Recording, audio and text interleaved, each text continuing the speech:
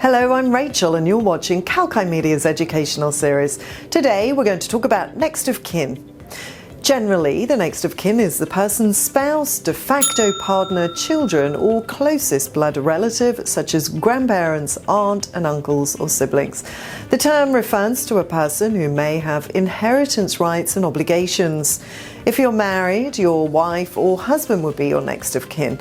If you're divorced, single or widowed, your children are your next of kin.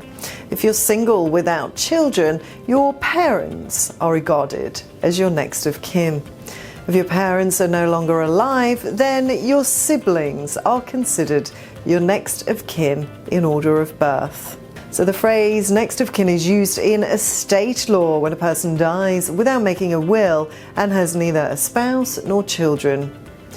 Though the exact criteria used to determine next of kin will vary from country to country. The next of kin may have obligations both during and after their relative's life. For instance, if the person becomes disabled, the next of kin may need to make medical decisions for them, or if they pass away, they must bear responsibility for their funeral ceremony and financial issues. When dealing with a loss, the phrase next of kin is commonly used to refer to the deceased person's nearest relatives. Now, in certain instances, doctors, nurses and police officers will contact the next of kin so that other family members or friends can be notified should something happen. When it comes to determining who can be considered next of kin, the following priority list is widely accepted. So firstly, a civil partner or wife or husband. If a person dies and if he or she was married or in a civil partnership at the time, their civil partner or wife or husband should be considered their next of kin. Secondly, if there's no living civil partner or husband or wife, the deceased person's children should be deemed their next of kin, unless they are under 18.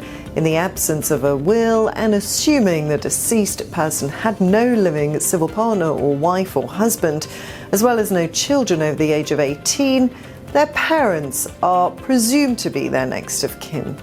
Siblings could be considered next of kin if the deceased person had no surviving children, parents, husband or wife or civil partner. So what other rights and responsibilities does the next of kin have? If a person dies without writing a will, children, partners, parents or siblings may be the next of kin.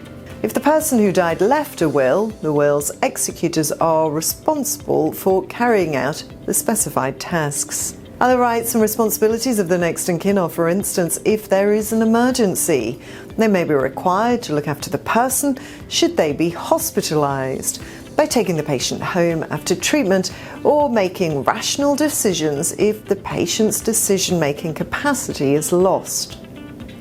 With regards to inheritance, children, civil partners, wives, husbands, grandchildren, siblings, half-brothers, half-sisters, aunts and uncles, and children of aunts and uncles are widely accepted as next of kin when a person dies without writing a will and they stand to inherit most of their property. So when a person does die without a will, the next of kin is also responsible for applying probate. This is because, under the principles of intestacy, they are the person who stands to inherit the most. Intestacy is the condition of the estate of a person who dies without having in force a valid will or other binding declaration. On the other hand, probate is a legal procedure in which a will is examined to see whether it is appropriate and legitimate. Probate also refers to the general administration of a deceased's will or the deceased's property who died without a will. A probate court typically examines a property owner's assets when he dies. The probate court makes the ultimate decision on asset division and allocation among beneficiaries. So I hope this gives you some clarification on what is deemed next of kin. If you did like this information, please like, share and comment on this video and subscribe to our YouTube channel.